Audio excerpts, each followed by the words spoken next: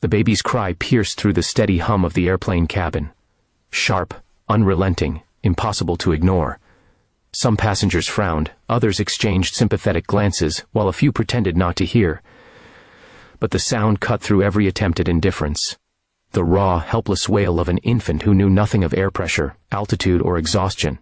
Near the window in first class, a man in his early 30s struggled, anxiety written all over him. His loosened tie hung crooked, a sheen of sweat glistened on his temple. And though his watch screamed wealth, he looked utterly defeated.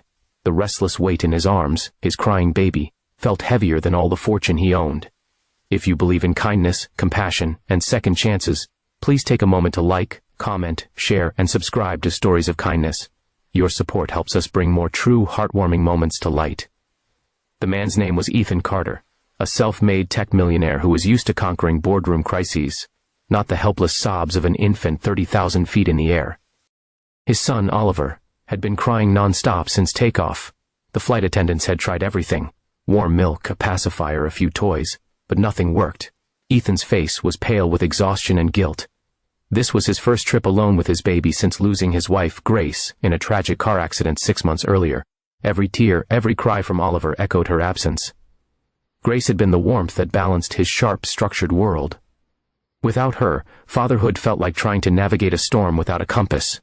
Somewhere between work calls, empty nights, and lullabies he didn't know how to sing, whispers began among the passengers.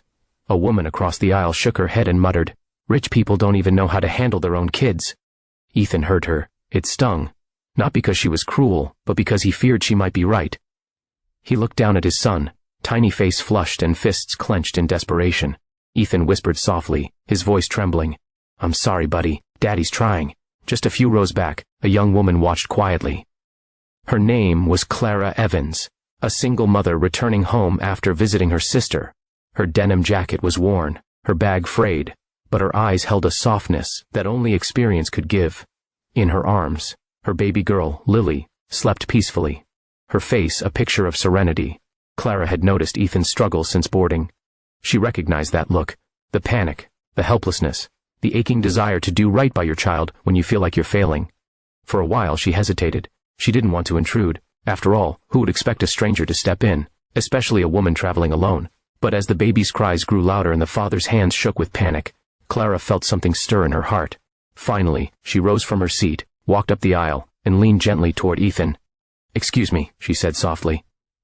He looked up, startled and embarrassed, unsure what to expect. Before he could speak, she added kindly, "I think I can help." Ethan blinked, confused. "Help?" he repeated.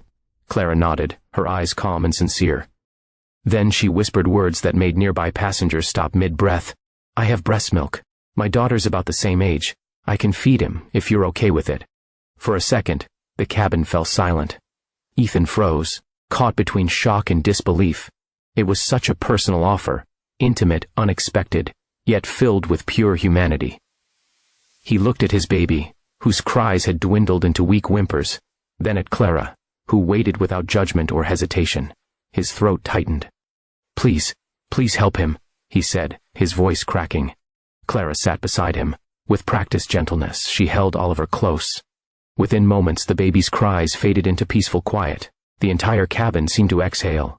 Ethan watched in awe, tears gathering in his eyes. Passengers who had been annoyed now looked on in silence, moved by the sight of one stranger's selfless act. As Oliver fed, contentedly, the steady hum of the engines became a lullaby.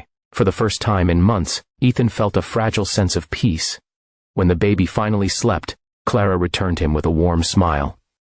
Ethan could barely find his words. "Thank you," he whispered. "You have no idea what this means to me."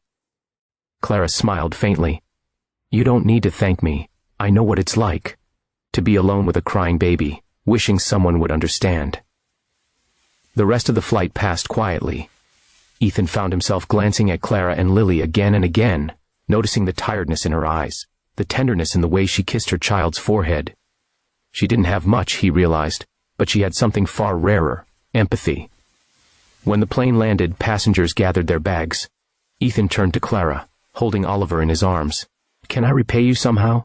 Anything at all?" he asked earnestly. She shook her head gently. "Just promise me you'll be patient, with him and with yourself," she said softly. That's all he really needs. And with that she disappeared into the crowd, her sleeping daughter in her arms.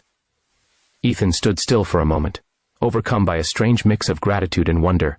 He wanted to call after her, to thank her properly, but deep down he knew some acts of kindness can never be repaid. They are simply grace, given freely, received humbly. Weeks later, Ethan still couldn't shake the memory of that flight. Whenever Oliver cried or loneliness crept into his nights, Clara's words echoed in his heart. Be patient, with him, and with yourself. He took them to heart.